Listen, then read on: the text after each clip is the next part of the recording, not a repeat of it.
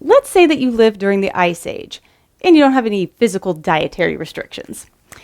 In your cave neighborhood, there's an open public bridge. On the right side of the bridge is a lifetime worth of food.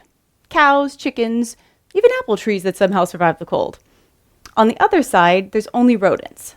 But you've always lived on the left. All your life, you've only eaten rodents. You've come to believe that rats are the only food that can satisfy and sustain you. One day, cats start migrating in and they eat all the rodents, and you start to starve. The thing you depended on for sustenance is dying out, and you start to get nervous. So you check out the food on the other side of the bridge. And instead of noticing the cows and the apples, you say to yourself, "There's no rats over here. Whatever will I do?" Because you believe that only rats can satisfy your hunger, you starve to death. There was plenty of food, better food, to sustain you right in front of your nose, but your beliefs and poorly trained appetite led to your undoing. There's two lies that stop us from experiencing abundant life. One is that God and his treasures can't really satisfy us or fill us. And the second is that God can't really be trusted. A few days ago, some crows were circling my backyard looking for food. So I put some seeds out and they circled it squawking, but they wouldn't come down to eat. They didn't trust me. They thought that I would hurt them or maybe put them in a cage.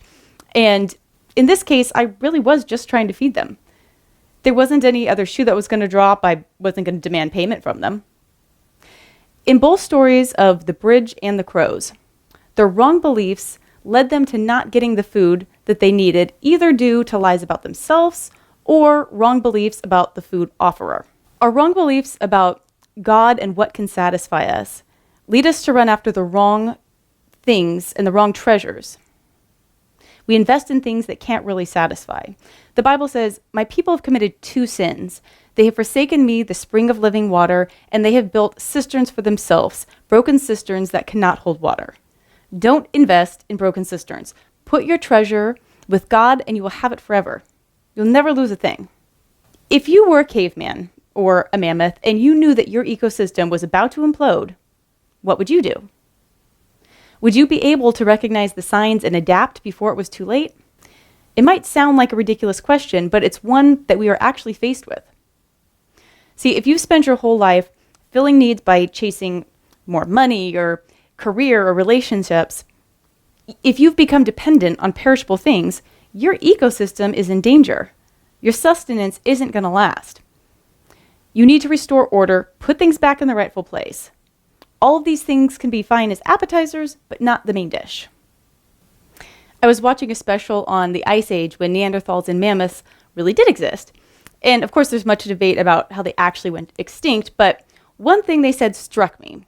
Whether or not this is what actually happened to the mammoth, it has been demonstrated for sure, at least in other ecosystems, that simply by introducing one new predator, food can become so scarce to go around that it can wipe out an entire population of another animal. Ecosystems are very delicate. If one piece is off, it infects the entire system. And in the same way, God's ecosystem works when he stays at the center of our life. When we spend our lifetime and energy on things that he says have real value. When we start feeding our appetites with things other than God, on things that this world has to offer that are perishable or superficial, the system begins to break down. You won't experience the fruit of the Spirit or the fullness that God intends for you.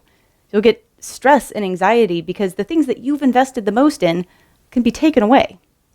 Just like the woolly mammoth, you cannot remove your main food source and expect to live. However, when you're getting your sustenance from God, when you invest in things where moth and rust can't destroy, you will find a whole new security.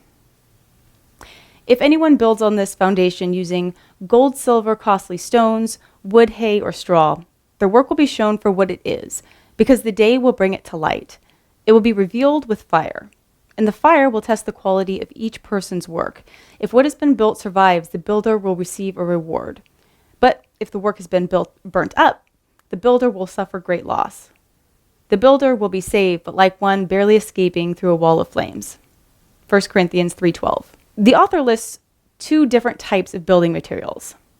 What is the difference between gold, silver, costly stones? The difference is their flammability. The first group can survive the fire. The second group would be quickly burnt up. What materials are you using to build your life with? Are you working for things that will last? If you're not, can you recognize it and adapt? Or will you just continue down the current path and starve to death while the feast sits right on the other side of the bridge? Let me know in the comments what you think are some of the main ways that we get distracted from the most important things, and what are some solutions that have been helpful for you to keep your priorities straight. This is Lisa Lee Walt with Fire Life Ministries. Please click below to subscribe, and I hope you guys all have a blessed week.